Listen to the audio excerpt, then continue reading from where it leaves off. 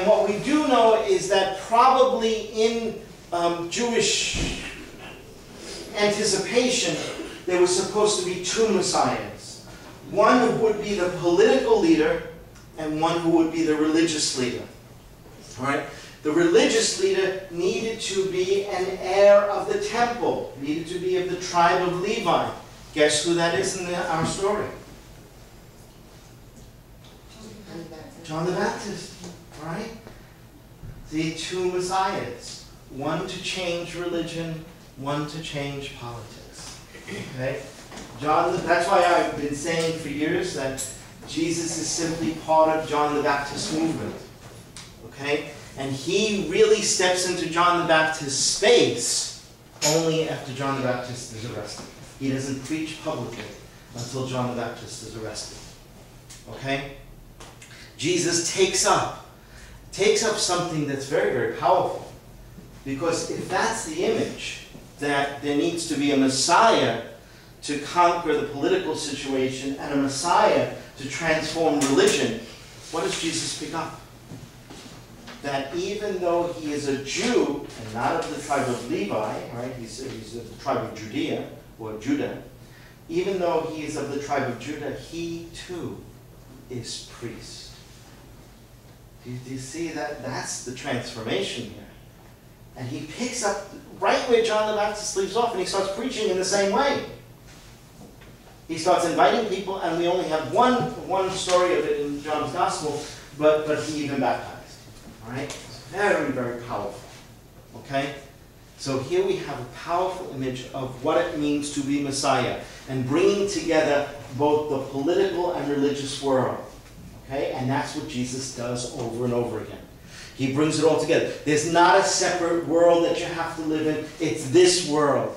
That's where God is to be found. There's no need to have the priestly class and the ordinary people class. Everybody's where God is.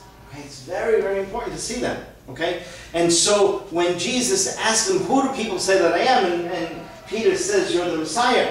Peter has in mind that military leader. He doesn't have in mind a religious leader. He has a military leader in mind. Okay?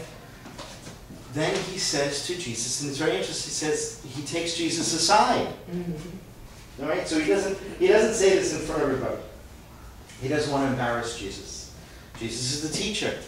So he doesn't want to say to Jesus, hey, you're wrong. He takes him aside and he says, no, it can't be that way. You can't be attacked by our leaders. You can't be beaten up and spit upon and rejected and killed. What you're speaking crazy speak.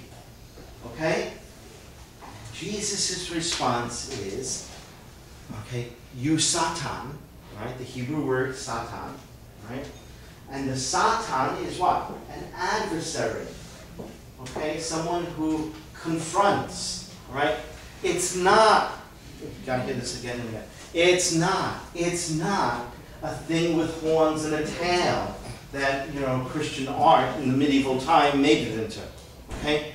So to be a Satan is to be someone who sometimes is obnoxious because they keep asking questions. Okay?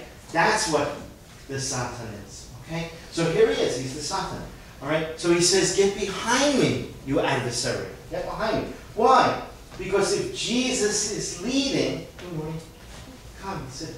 If Jesus is leading, okay, then what? The rest are followers. Okay? If Jesus is leading, then the rest are followers. Okay? That's so important. That's why he says, get behind me, because I'm leading this parade. I'm the Messiah. Okay? Now notice, this is really, really important. Okay? This is so important because 2,000 years of Christian theology has been placed on our heads. Okay? And we really need to see through this. Notice, nowhere does it say that Messiah means you're God. Did you hear that? That's a strange one for us to hear because we've kind of almost been taught something very different. But part of the Jewish expectation was the Messiah was that political leader that I described. or the Messiah was a religious leader who was going to change religion. But it was not the idea in the Jewish people that the Messiah was God come to earth. Okay, that's later Christian theology, right? Now, this is the test, right? What year is that put down as a doctrine in the Christian church? This is where the real test is. It's in the 300s, 325, the Council of Nicaea, the Nicene Creed. That we say, I believe in God, Father, okay? Right? It's in that creed. That's when it's written, okay? It's not until that point that they say Jesus is equal to God. Or Jesus means God. Okay, so that's an important thing for us to understand, too. Because if you're going to understand the Bible, you got to understand what the writers were saying at that time, okay? Because if we lay on top of the Bible our understanding, what do? We lose what the writers were saying. Okay? All right. So let's look at that. You are the Messiah. Okay? You are the Messiah. And you know, Peter is told, get behind Jesus and follow Jesus now. Go where Jesus leads. Okay? And obviously, where did Jesus say he was going to go? He was going to be rejected. He was going to be crucified. This is a pretty horrible story. I mean, you can see why people left Jesus. All right? Why? Well, because if he is the Messiah, then he is the great opposition to Rome. So he's going to get killed. He's got to get killed. There's no other way around this. Okay? This is treason that he's doing. Okay.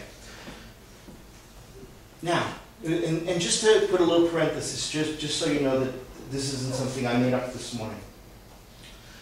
In those days, and to the present day, Orthodox Jews, and I had Orthodox Jews in my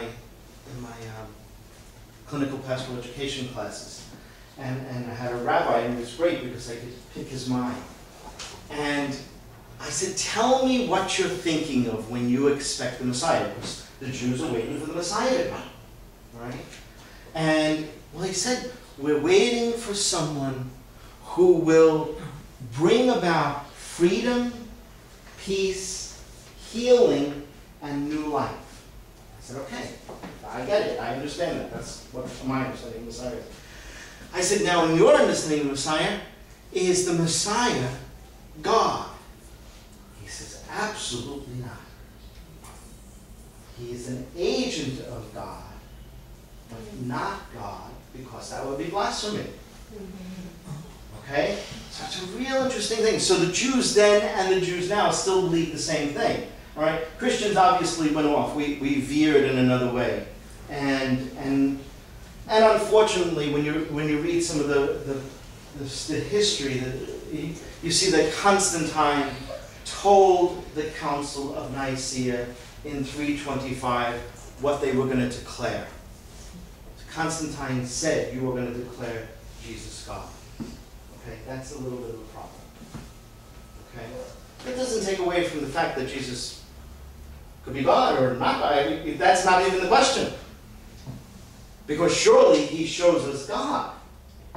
And surely he is an incarnation of God. But maybe not exactly the way the doctrine says it. Right? And following it.